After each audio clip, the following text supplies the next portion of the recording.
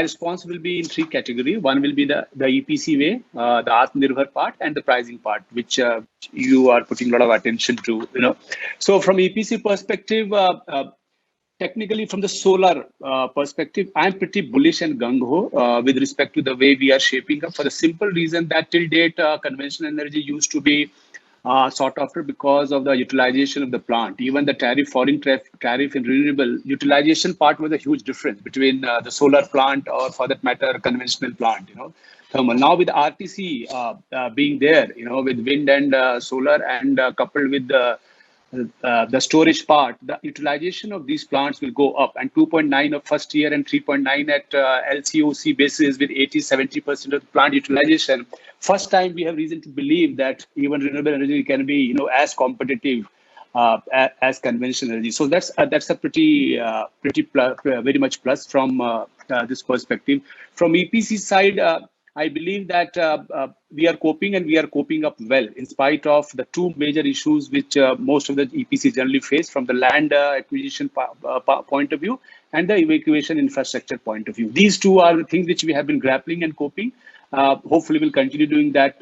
Solar park was something big, 42 solar parks we declared. But I think land was also an issue, even in solar park, and that is why the momentum or the impetus which we should have got, we couldn't get as much momentum as we should have, and ISTS is maybe the answer to that, the way we have shifted there.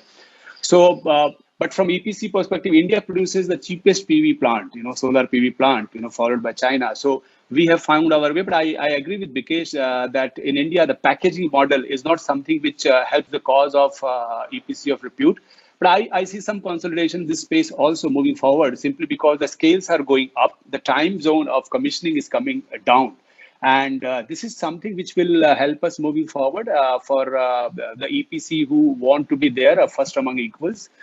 The Atmanirbhar part, it is not something the way we intended to, the way it has come to us, but it's a huge opportunity. We missed the bus in 2011, but maybe in 2011 we didn't dare to dream the way we have dared to dream in the last 4 or 5 years.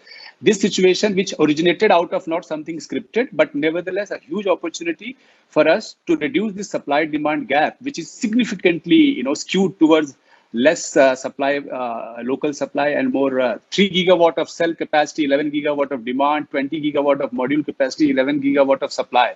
20 gigawatt of demand and 11 gigawatt of local supply. Now, this is the moment which we can really seize, provided we get the policy support and also the kind of support in terms of incentives. We all know that India is 12% cost of capital compared to China, which is 5%. Land is at least in India, you need to buy. So some of these policy support, if we can get, and we have got the reason. India is a need story for power. It's still not it's not a want story. Until the time power is a need story in India, I have reason to believe that this story is very much intact and bullish. Just complimenting, because reverse migration, supply chain, logistic, three biggest challenge, which leading to increase in the execution cost and also the working capital cost. The debt refinancing is going to be challenged. Our productivity also will take a hit, though we have started working, but the way we are working has changed. The only good, and I will not repeat because most of the thing Bikesh has covered, the only good thing which I see here, that we are going to change to recalibrate ourselves with the prevailing ground condition, which is not very bright. We are evolving because of this situation, and we are trying to do a lot of value engineering, operational excellence stuff, which even with this period goes and when it become normal, maybe these are the things which will help us in good state, even when the normal situation, and hopefully that will be overall doing good for the from the project execution point of view. So this is one thing which we're trying to do, and trying to find some positive, otherwise in not so, positive scenario. So I see a blip, a short-term blip, but nevertheless, I think long-term story remains gung-ho.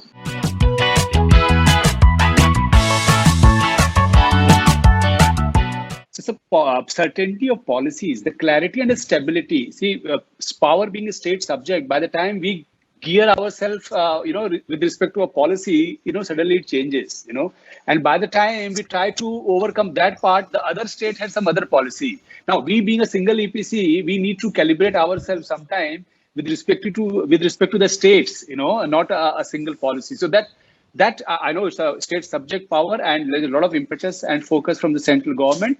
We try our best to manage these two parts, but some sort of stability, whatever policy we define, that also, will be helpful to us. Besides enforceability of the contracts, which Bikesh has anyway covered.